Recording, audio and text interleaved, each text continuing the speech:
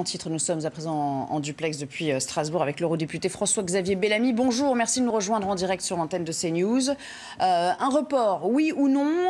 Est-ce souhaitable avec les nouvelles données dont on dispose? Est-ce que vous allez, vous aussi, plaider pour ça? Ça n'est en soi, bien sûr, pas souhaitable. Ce qui serait souhaitable, c'est que le Brexit se fasse avec le meilleur accord possible, le plus rapidement possible. Mais ce sont les Britanniques qui ont demandé ce report. Ils l'ont demandé par la voix de leur Parlement. Et ce report sera sans doute nécessaire pour permettre à l'accord qui est aujourd'hui sur la table de trouver une majorité au Parlement britannique. Le 31 octobre, c'est demain. Nous le disons depuis le début de ce processus, en tous les cas pour nous, députés les Républicains au Parlement européen, rien ne serait pire qu'une sortie sans accord des Britanniques de l'Union européenne, parce qu'une sortie sans accord aurait des conséquences potentiellement dévastatrices pour notre économie, pour nos emplois, pour nos agriculteurs, pour nos pêcheurs. Donc il vaut mieux accepter une prolongation technique le temps que cet accord soit validé, plutôt que de faire une sortie sans accord le 31 octobre prochain. Mais ça veut dire quand même, François-Xavier Bellamy, qu'en l'espèce, les Européens lâcheraient un peu de l'Est alors qu'ils étaient assez arc-boutés à l'origine sur cette date du 31 octobre. Le point important pour nous, c'est que le Brexit ait lieu et qu'on puisse en finir enfin avec ce feuilleton interminable. Mais pour que le Brexit ait lieu, il faut qu'il y ait un accord, encore une fois. Un Brexit sans accord serait vraiment très catastrophique pour nous, alors que d'une certaine manière, la prolongation de cette discussion, elle pèse sur les Britanniques, elle pèse sur la vie politique britannique, elle pèse sur l'économie britannique, mais finalement, elle ne pèse pas tant que ça sur nos entreprises, sur nos acteurs économiques, sur nos emplois. Et donc, il faut que nous puissions faire en sorte de parvenir à un accord. C'est le travail qu'a fait Michel Barnier depuis le début de ce processus. Les 27 sur ce sujet parlent d'une seule voix et probablement, il faudra que cette prolongation technique puisse avoir lieu. On parle ici de quelques semaines, tout au plus, pour qu'un accord recueille une majorité à la Chambre des communes du Parlement britannique. Notre Parlement français, à votre sens, il fonctionne mieux que le Parlement britannique avec ce système de blocage permanent?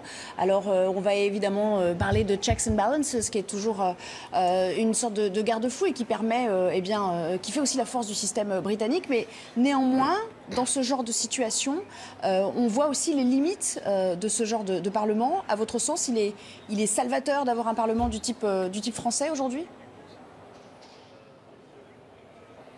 Je crois qu'en tous les cas, ce qui est en jeu aujourd'hui au Royaume-Uni, c'est, pour une bonne part d'ailleurs, l'idée que nous pouvons nous faire de l'Union européenne.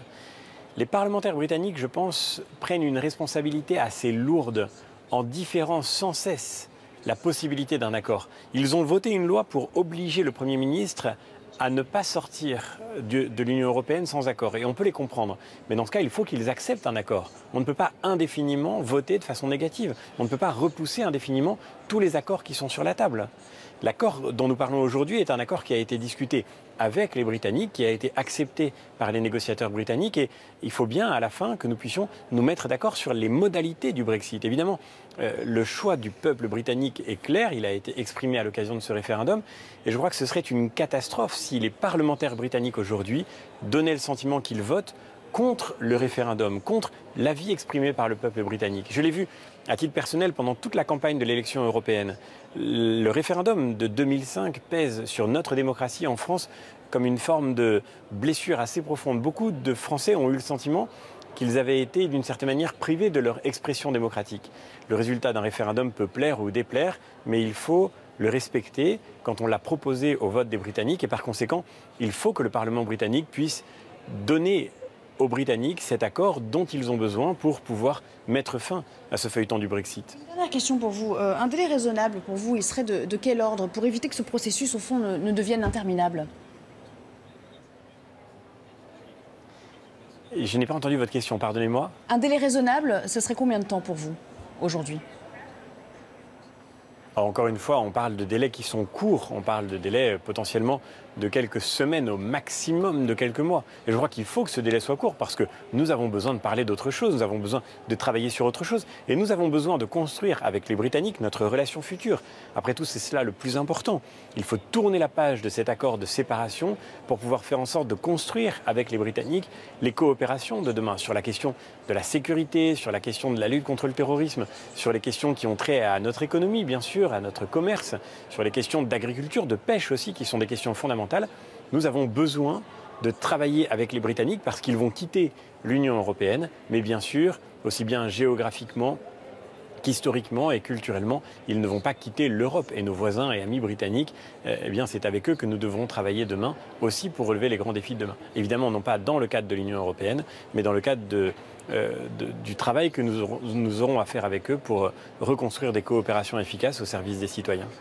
En direct de Strasbourg, merci à vous François-Xavier Bellamy d'avoir répondu aux questions de CNews aujourd'hui.